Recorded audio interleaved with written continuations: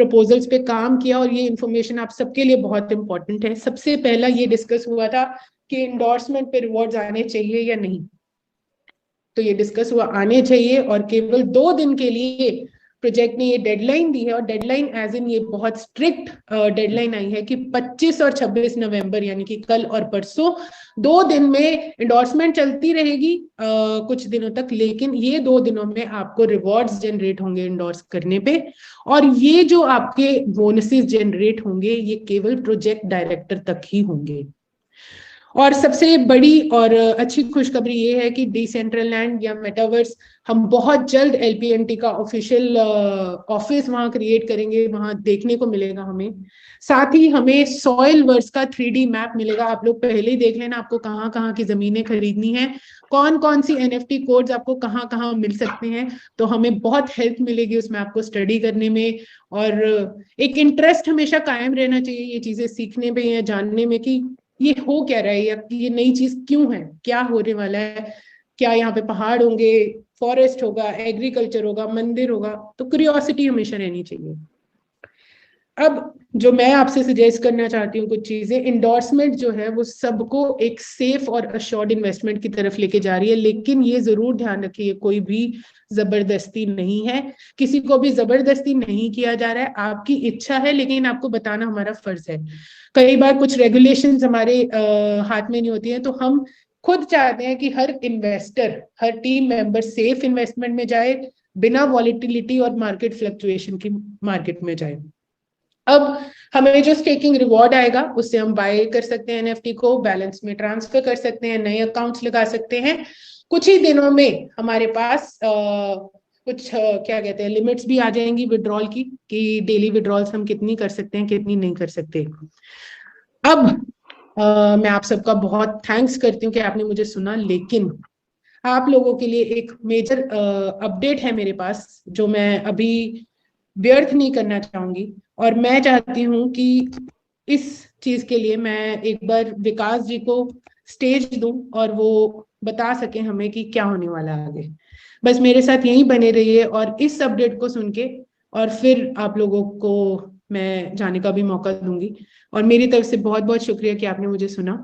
और Vikas ji please over to you.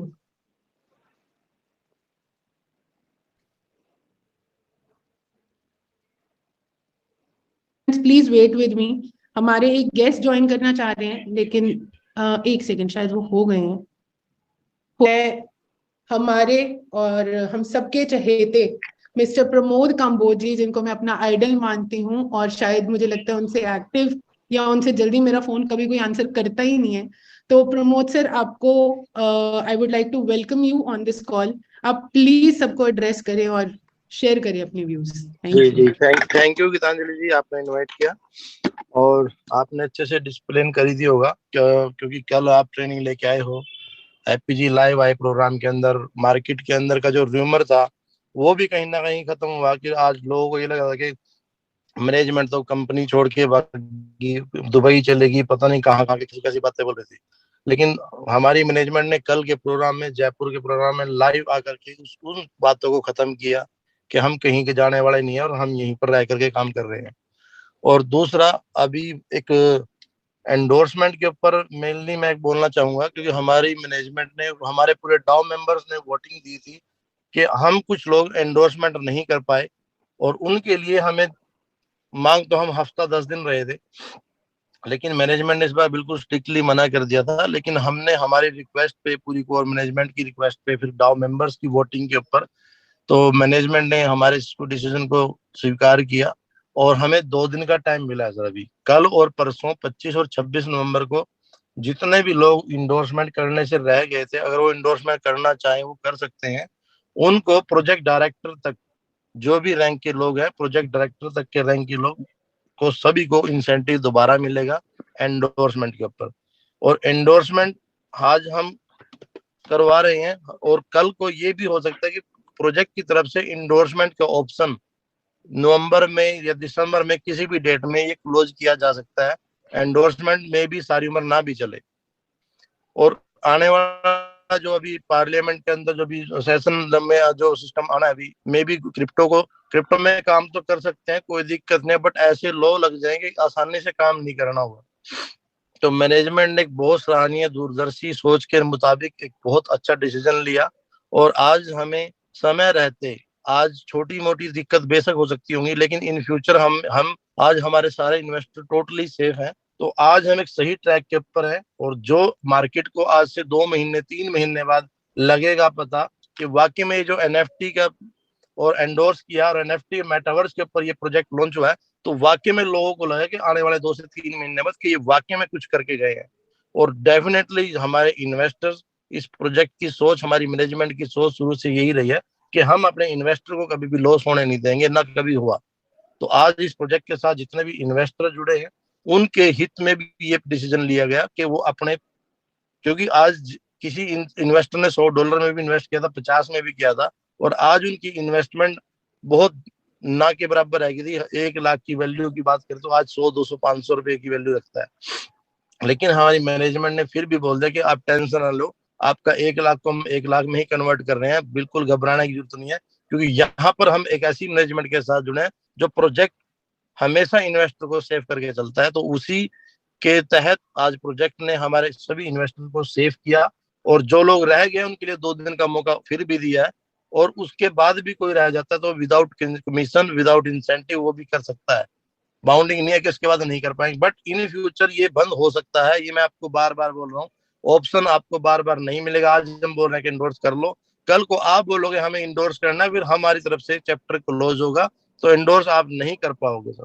तो मेरी सभी से रिक्वेस्ट है, सभी टीम लीडर से रिक्वेस्ट, एक मैसेज है कि आप अपनी टीम का एक बार उनको जाकर एनएफटी मेटावर्स को समझाएं, इन्वेस्टर्स को बताएं। जबरदस्ती किसी को नहीं है, जिसको आना चाहे, जिसको अच्छा लगे वो एनएफटी में कन्वर्ट कर सकता है। जो एनएफटी में कन्वर्ट नहीं करना चाहता वो एलपीएनटी में बना रहे, बट इन फ्यूचर हम उसको एंडोर्समेंट का ऑप्शन नहीं देंगे। बस हमारी तरफ से ये डिसीजन है।